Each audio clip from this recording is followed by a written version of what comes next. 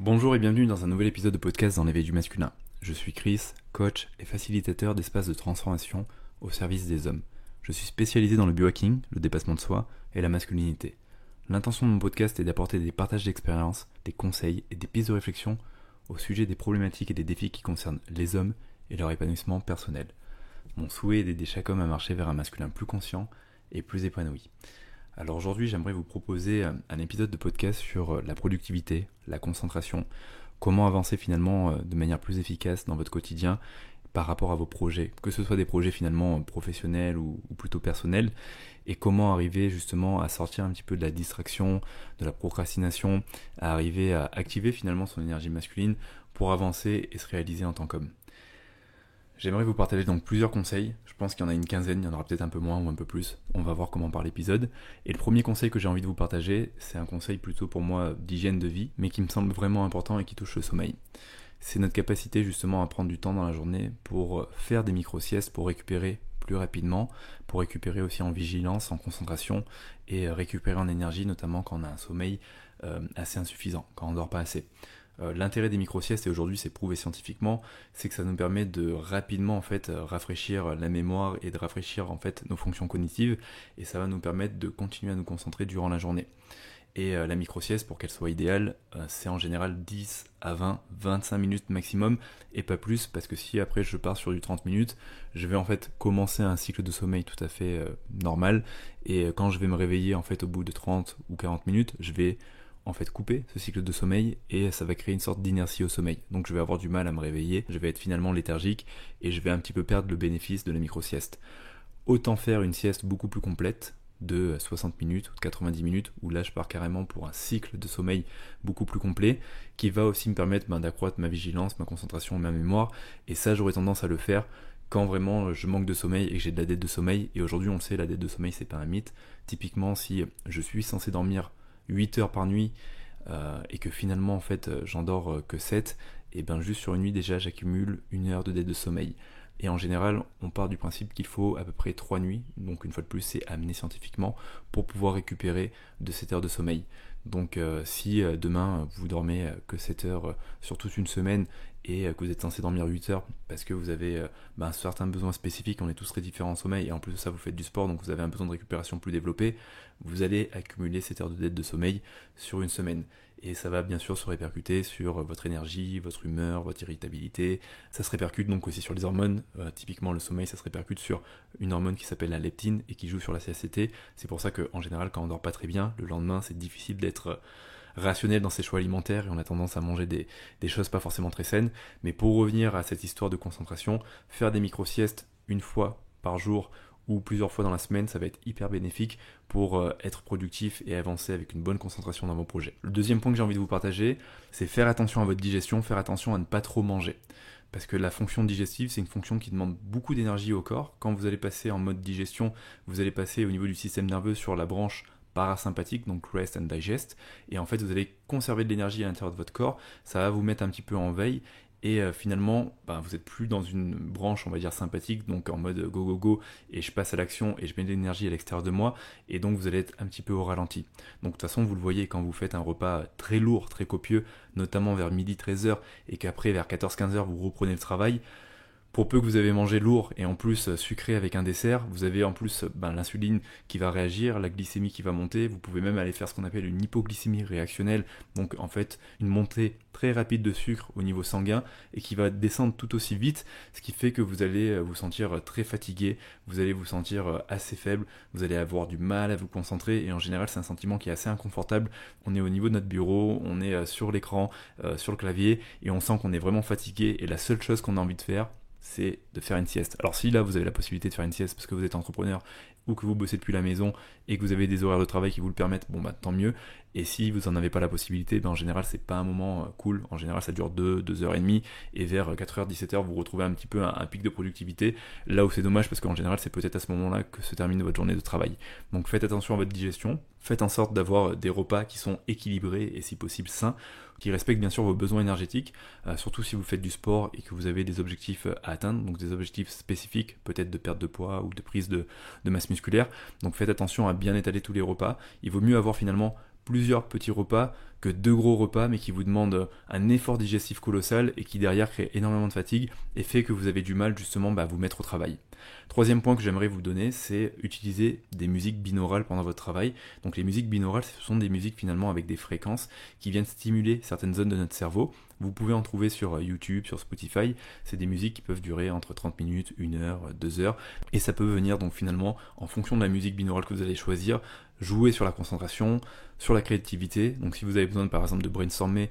pour un projet, des idées, ça va être génial d'avoir une musique binaurale sur de la créativité. Ça peut être vraiment sur de la productivité. Et en fait, ces musiques binaurales viennent jouer donc finalement sur votre cerveau et sur les différentes parties de votre cerveau. Et ce que ça va faire, c'est que ça va vous mettre dans un état justement de flow, de concentration. Ça va finalement vous mettre dans un état plus adapté pour une intention de travail particulière. Donc une fois de plus, à vous de choisir entre créativité, concentration, productivité.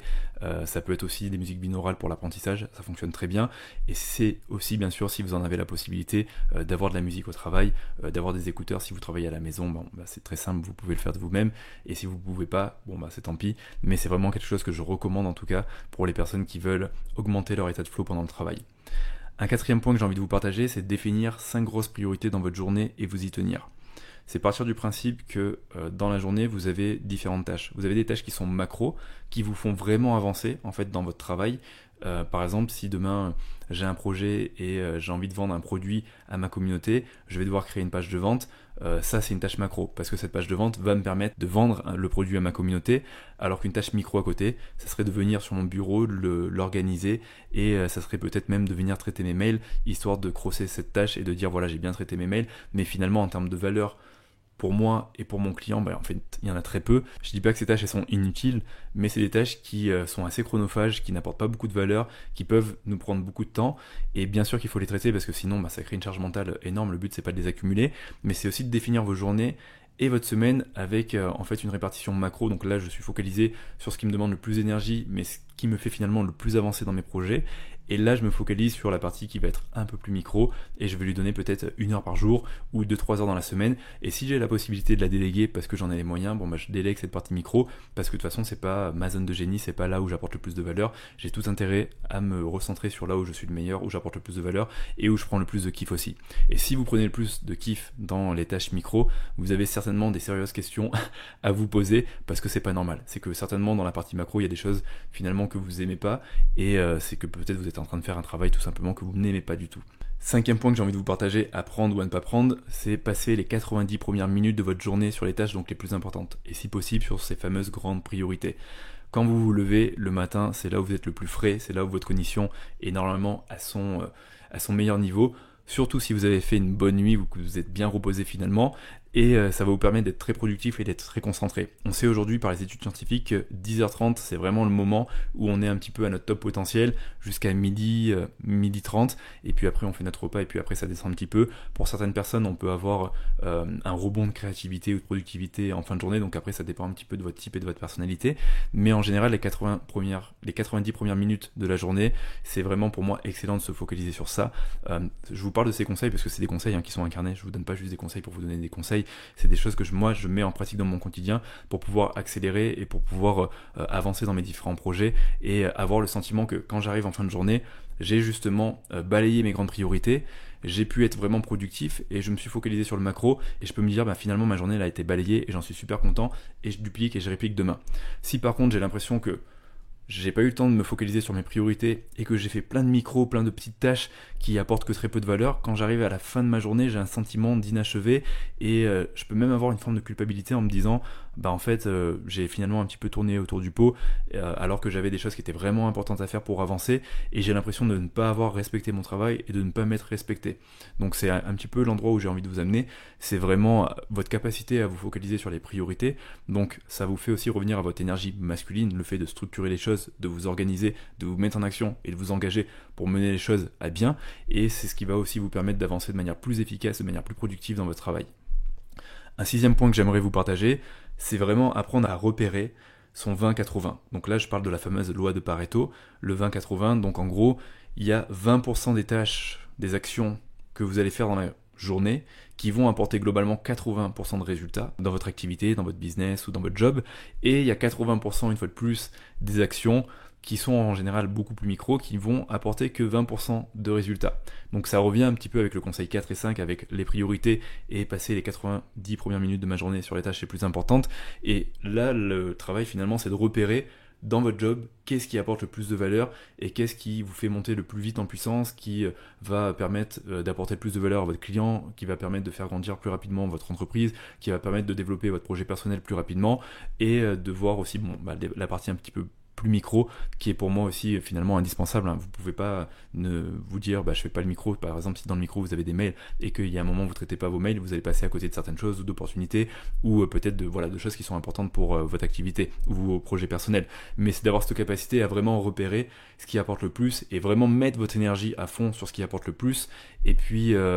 garder une fenêtre de temps pour la partie un petit peu plus micro. Donc là, dans l'entrepreneuriat, et pour un entrepreneur qui veut vraiment se développer, c'est important de repérer ça rapidement. Moi, je le vois quand je me suis lancé au début, il y a 5 ans de ça, sur les réseaux sociaux, et donc notamment en ligne, et je vendais au début des programmes de fitness. J'avais tendance à faire un petit peu le pompier qui éteignait tous les feux dans mon business et à faire un petit peu le couteau suisse qui faisait plein de choses. Je faisais à la fois mes mails, ma page de vente, ma création de contenu, je tournais mes vidéos, je montais mes vidéos, j'allais faire un petit peu de veille. En fait, j'étais hyper éparpillé, et donc finalement, j'avais l'impression de diviser mon énergie en plein de tâches et de pas être si productif que ça. Et donc il y a un moment, j'avais la sensation de stagner tout simplement. Et en fait, j'ai dû prendre du recul et regarder un peu la big picture et me dire finalement, où est-ce que je dois me focaliser pour avancer et vraiment accélérer dans mon business, et qu'est-ce que je peux par exemple déléguer ou qu'est-ce que je peux peut-être automatiser avec aujourd'hui Internet, les IA ou certains logiciels pour pouvoir accélérer et donner de la vitesse et de la croissance à mon business. 7e point que j'ai envie de vous partager, et pour moi ça vient aussi une fois de plus sur l'hygiène de vie, ça va être traquer son sommeil et dormir suffisamment et avoir suffisamment de REM sleep. Donc la REM sleep pour moi c'est vraiment c'est le sommeil paradoxal en fait, c'est le sommeil, c'est pas le sommeil profond, c'est le sommeil où finalement vous allez récupérer au niveau de vos fonctions cognitives, ce qui fait que le matin vous vous levez et vous sentez qu'en termes de mémoire, en termes de concentration et de productivité, vous êtes frais et vous êtes en capacité d'apprendre les choses, de les retenir, de les recracher et d'accélérer vraiment d'une manière cognitive en fait. Le sommeil profond ça va être différent, ça va vraiment jouer sur la restauration de toutes vos fonctions vitales, sur aussi la récupération musculaire et nerveuse, mais vous avez besoin de savoir que votre REM sleep elle est suffisante. En général, si vous avez 1 heure à 2 heures de REM sleep dans la nuit, ça va être largement suffisant et vous aurez bien récupéré. Et c'est pour ça que je dis traquer son sommeil, parce que quand vous prenez le temps de traquer votre sommeil, ça va vous permettre de voir justement, alors vous pouvez le faire avec une bague ou une montre connectée, mais ça va vous permettre de voir si vous avez une bonne REM sleep ou si au contraire elle n'est pas bonne du tout et qu'il y a vraiment un recalibrage à faire, donc peut-être se coucher un petit peu plus tôt ou peut-être augmenter son temps de sommeil ou peut-être arrêter les écrans, les lumières bleues ou la caféine en fin de journée pour avoir un sommeil de meilleure qualité, à la fois en effet plus profond pour récupérer dans l'ensemble, mais aussi pour avoir un sommeil paradoxal suffisant pour avoir des meilleures performances cognitives dans votre quotidien. 8e point que j'ai envie de vous partager, c'est planifier des bulles de concentration sans sollicitation. Par bulle de concentration, j'entends des bulles où personne ne peut vous atteindre, où vous êtes vraiment en mode bunker, et ça peut être justement sur les 90 premières minutes de votre journée, où là, il n'y a aucune sollicitation, il n'y a aucune distraction, il n'y a aucun écran, aucun réseau social, ou en tout cas aucune personne qui peut vous atteindre. Je sais que ça peut sembler compliqué pour des personnes peut-être qui travaillent en bureau ou en open space, donc c'est pour ça que je vous dis, dans les conseils, vous prenez ce que vous pouvez appliquer, mais ça pour moi c'est hyper puissant, parce que là ça va me permettre vraiment d'être dans une bulle où je vais pouvoir mettre ma musique binaurale, passer ces 90 premières minutes de la journée ou dans l'après-midi à vraiment me concentrer sur un sujet, sur une tâche et vraiment la poncer de A à Z. Et ça va me permettre en fait d'être beaucoup plus efficace.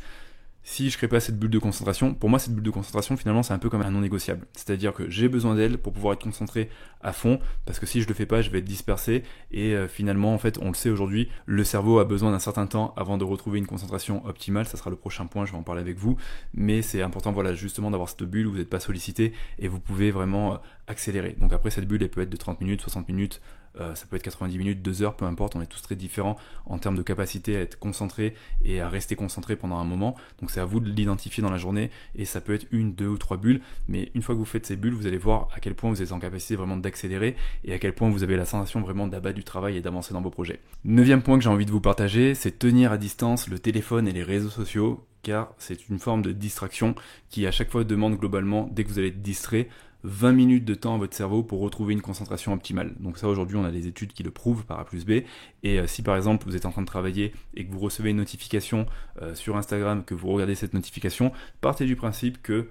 vous aurez globalement besoin de 20 minutes pour retrouver une bonne concentration et pour continuer à avancer dans votre projet. Imaginez si vous commencez donc à regarder cette notification, vous en recevez une deuxième, vous continuez avec la seconde notification, puis là, je ne sais pas pour quelle raison, mais il y a un moment où vous avez un petit peu envie de vous distraire et vous êtes en train de scroller pendant 5 ou 10 minutes sur Instagram, vous avez perdu un temps fou en termes de productivité, de concentration et d'efficacité, et c'est ce qui fait que peut-être en fin de journée, vous avez l'impression de ne pas avoir abattu du travail parce que vous avez passé peut-être trop de temps sur les écrans, vous êtes un petit peu trop dispersé, et aujourd'hui, on le sait,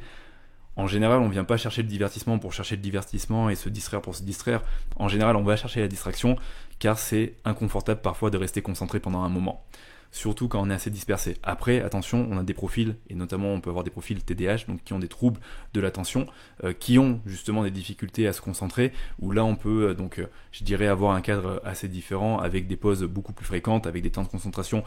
qui vont être beaucoup plus courts. Mais si vous êtes un profil classique, vous pouvez normalement vous concentrer 70 minutes, 45 minutes, 90 minutes, en fonction un petit peu de votre capacité à vous concentrer, et à vous dire que finalement le téléphone il reste sur le côté, il vient pas justement vous distraire, et que même si vous ressentez un moment de l'inconfort et que vous êtes tenté d'aller prendre le téléphone, c'est un non. Vous le mettez en mode d'avion et vous le prendrez dans 90 minutes, ou en tout cas à la fin de votre bulle de concentration, pour pouvoir vous distraire. Mais là, ça part vraiment d'une bonne intention, j'ai envie de me distraire, et c'est pas je fuis l'inconfort parce que je suis en train de travailler sur une tâche qui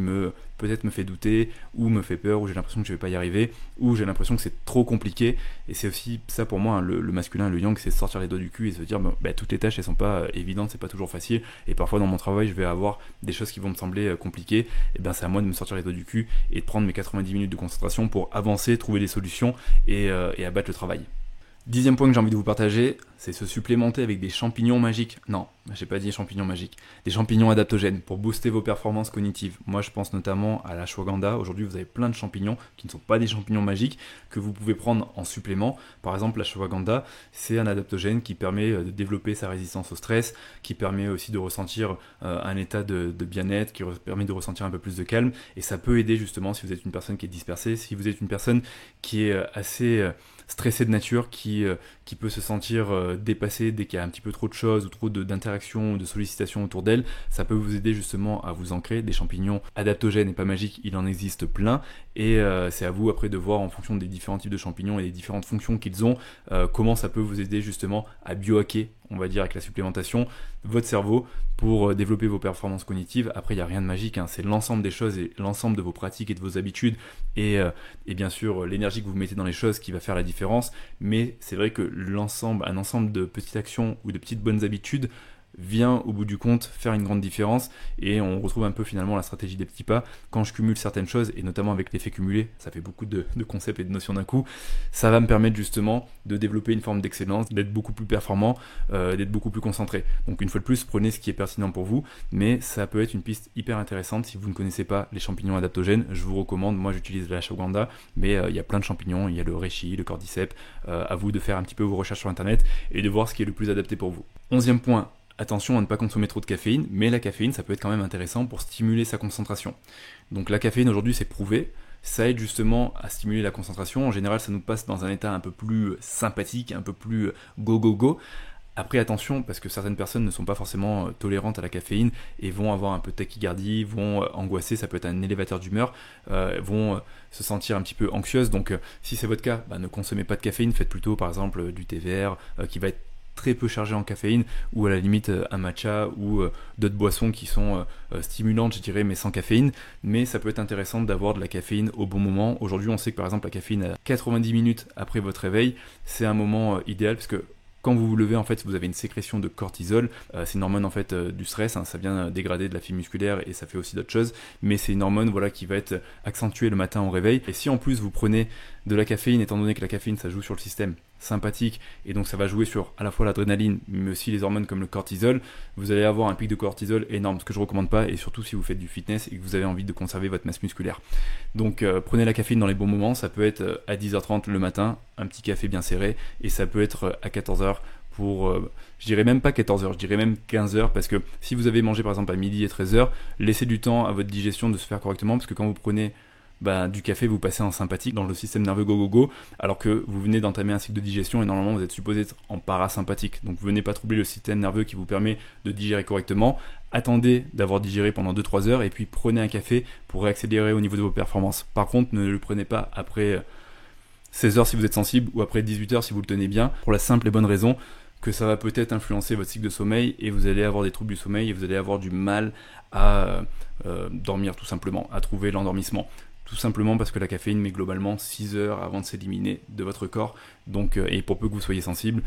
même si ça met 6 heures, vous pouvez ressentir encore une forme d'excitation avec la caféine. Donc faites attention à ça. Donc la caféine, oui, mais avec parcimonie. 12e point que j'ai envie de vous proposer, c'est planifier vos entraînements sportifs au bon moment dans la journée. Surtout si vous êtes sportif et que vous aimez vous entraîner. Moi, ce que j'ai remarqué sur moi, c'est que quand je m'entraîne en milieu de la journée, j'ai l'impression que ça vient un peu casser ma journée. Et avant je le faisais à midi, mais midi j'ai pas forcément l'impression que c'est le bon moment parce que c'est le moment où je préfère manger. Et par exemple si je vais m'entraîner à 10h, 11h ou à 14 ou 15h, j'ai l'impression de venir casser aussi ma journée. Je préfère aujourd'hui m'entraîner soit en début de journée, donc vraiment tôt, 6h, 7h et 8h, et comme ça change ma physiologie, ça me met un petit peu en mode archétype du guerrier, en mode combattant, et je fonce dans ma journée, et en fait ça me met en bonne physiologie, ou soit plutôt en fin de journée, donc plutôt 17, 18, 19h, en fonction de quand je termine mon travail, et là ça va être plutôt comme un exutoire où je vais me vider la tête, où je vais me défouler, mais je sais que derrière j'ai plus rien à faire, donc je sais qu'aussi avant j'ai abattu le travail que j'ai à faire, donc je pars l'esprit libre au sport, et c'est super bien comme ça. Moi j'ai remarqué en tout cas, et ça fonctionne pour moi, peut-être pas pour vous, que je suis plus performant dans mon travail quand je m'entraîne soit très tôt le matin, ou quand je m'entraîne vraiment en fin de journée. Quand je mets en général l'entraînement en milieu de journée, ça fonctionne pas. Ça fonctionne pas du tout. Je le fais en général, mais quand je vais être en mode retraite, là actuellement je suis au Bali Time Chamber, je suis dans un cadre assez différent, je m'entraîne 2-3 fois par jour, alors pas 2-3 fois 2 heures par jour, hein, c'est des petits entraînements, et c'est volontaire parce que je suis un protocole spécifique, donc là ça fait sens, mais parce que c'est sur une semaine, mais dans le quotidien, ça sera toujours entraînement, soit très tôt le matin, ou soit plutôt en fin de journée, sauf s'il y a vraiment un cours de crossfit ou de sport que j'ai envie de faire, qui est à 10h, 11h, mais je fais en sorte que ça reste ponctuel. 13e point que j'ai envie de vous partager, c'est apprendre à faire des pauses régulièrement, sans écran et avec des pratiques de relaxation. Alors on le sait aujourd'hui, c'est important de faire des pauses parce que ça permet de rafraîchir la mémoire et les performances cognitives et ça va vous permettre justement d'arrêter de rester sur un travail pendant 3, 4, 5 heures et en fait d'avoir été productif pendant la première heure, voire les 90 premières minutes et puis après finalement de brasser un peu de l'air et de faire du micro et de pas avancer. Il vaut mieux prendre une pause où vous allez venir stimuler votre système parasympathique, donc le système de récupération, donc rest and digest, où vous allez peut-être faire de la marche en nature, ou de la marche dans votre jardin, ou du grounding si vous voulez, des étirements, de la respiration, de la cohérence cardiaque pour réguler votre système nerveux, de la méditation, de la visualisation, peu importe, quelque chose qui peut vous faire du bien, mais sans écran. Parce que les écrans, à chaque fois, ça attire votre attention. Il y a une somme d'informations que vous avez sur les écrans en scrollant, ne serait-ce que sur toutes vos applications. Et puis, quand vous allez rentrer sur les réseaux sociaux, à ce moment-là, vous n'avez pas besoin de charger votre cerveau avec plus d'informations que ça, parce que ça fait finalement travailler votre cognition. Vous avez plutôt besoin de couper des écrans et revenir sur des activités qui viennent vous ressourcer, qui viennent donner de l'énergie à l'intérieur de vous, pour après revenir sur une bulle de travail, sur une bulle de 90 minutes et pouvoir accélérer. 14e point, et c'est un point pour moi qui a fait vraiment la différence là sur ces dernières semaines, parce qu'avant j'étais nomade, j'étais tout le temps en train de me déplacer, j'avais pas de setup de travail à la maison, et je bossais aussi souvent dans les cafés, et en fait j'étais hyper distrait, et puis c'était pas très confortable en fait en termes de, je dirais à la fois d'environnement de travail, et même un petit peu d'ambiance pour moi, parce que je suis plutôt de nature introvertie, donc ça faisait trop de distractions, mais en fait le 14e point c'est en gros organiser un environnement de travail confortable, bien équipé et au calme. C'est hyper important parce que vous allez voir que dès que vous avez un vrai environnement de travail, moi je sais qu'aujourd'hui j'ai mon écran, j'ai un deuxième écran, j'ai tout ce qu'il faut, les lumières, les trépieds, les micros, ce qui fait qu'en fait j'ai un environnement de travail qui est hyper efficace, que j'ai pas d'objection pour passer à l'action, qu'en 2 secondes je suis branché, les trucs sont quali et puis ça me permet de performer et par exemple là ça me permet de faire mon podcast de manière très rapide, je vais pouvoir le monter, le couper rapidement et vous le proposer très prochainement et en fait je vois la différence que quand je vais faire mon podcast dans un café, des fois le son c'est pas calme parce qu'il y a de la musique dans le café, ou parfois je vais être en coworking mais il y aura marqué que normalement il faut pas faire du bruit mais il y a quand même des conversations donc je vais attendre, puis après je vais rentrer à la maison pour le monter, mais entre le moment où je pars du coworking et je vais à la maison, je vais me distraire et puis je vais peut-être perdre du temps sur la route. Je trouve que c'est beaucoup plus approprié d'avoir vraiment un lieu de travail qui reste globalement le même, avec vraiment un confort autour de soi et si possible au calme, pour pouvoir justement mettre en place ces bulles de concentration de 90 minutes et pour pouvoir vraiment accélérer dans votre travail ou dans vos projets personnels. Et 15e conseil que j'ai envie de vous donner, qui est un conseil très simple, vous le prenez pas, mais c'est une fois de plus un conseil hygiène de vie, c'est pratiquer la douche froide ou le bain glacé pour revenir à soi, s'ancrer, augmenter son énergie et sa concentration. On le sait aujourd'hui, la douche froide, le bain glacé, ça fait du bien physiologiquement, ça permet de se recentrer, ça permet aussi de couper un petit peu le mental, justement quand on est un petit peu trop dans sa tête et qu'on a besoin de redescendre dans le corps, et ça vient renforcer justement ce qu'on appelle le lien corps-esprit, mais ça vous permet aussi derrière d'avoir plus de clarté sur vos décisions à prendre, sur les choix à faire, peut-être au niveau du travail, de vos projets, ou peut-être de vos relations ou de votre quotidien, et je trouve que la pratique du bain froid, ça peut se faire tant le matin, au saut du lit pour bien démarrer la journée, qu'à tout moment dans la journée quand vous en avez besoin, si bien sûr vous avez une douche qui est pas très loin, si vous êtes à la maison bien sûr c'est plus facile, ou en fin de journée pour couper un peu avec toute la sollicitation de la journée et pour pouvoir revenir à soi. Moi j'aime bien le faire à tout moment dans la journée, alors j'en ai la possibilité donc ça c'est plutôt un avantage, parce qu'il y a des moments où je suis dans une sorte de brouillard mental, un petit peu de confusion, j'ai plein d'idées qui se chevauchent les unes des autres, et il y a un moment j'ai besoin de couper avec tout ça, et j'ai besoin d'avoir un moment de détente, et j'aime bien faire justement ce bain froid, et puis derrière je vais faire une petite méditation, une petite respiration, ça va me permettre de revenir à moi, et derrière je vais pouvoir repartir sur une bulle de concentration et avancer efficacement. Donc voilà les conseils que je voulais vous donner, ça vaut ce que ça vaut. C'est des conseils qui pour moi sont très simples, très basiques, mais en même temps, ce qui est important, c'est pas tant les conseils qui sont donnés, c'est votre capacité finalement à les incarner, à les mettre en place et à en tirer des bénéfices. Si aujourd'hui sur cette liste de 15 conseils, vous arrivez déjà à mettre 3 ou 4 choses en place et à vous y tenir sur un mois ou sur 3 mois, vous allez voir que vous allez avoir des changements et même des gros changements dans votre quotidien. Alors si vous êtes une personne assez extrême et que vous voulez mettre en place les 15 conseils et que vous arrivez à les tenir sur 2-3 mois, votre quotidien il va radicalement changer, vous allez être beaucoup plus productif et bien sûr vous allez vous sentir plus réalisé parce que ça vous fait vous connecter à votre énergie masculine, vous avez la sensation de prendre vos projets en main, de vous dire je prends aussi au sérieux ce qui est important pour moi et je vais faire preuve d'efficacité, et je trouve que faire preuve d'efficacité c'est génial parce que quand je fais preuve d'efficacité et que derrière je coupe mais je coupe l'esprit libre, c'est-à-dire que je peux couper en partant à faire autre chose, je suis tranquille, alors que quand j'ai été sur du micro, quand j'ai pas eu mes bulles de concentration, quand j'ai pas eu mes petites routines qui me font du bien, qui me permettent de m'ancrer, qui permettent de respirer, de revenir à moi, et que je coupe, je suis un peu vaporeux et j'ai l'impression que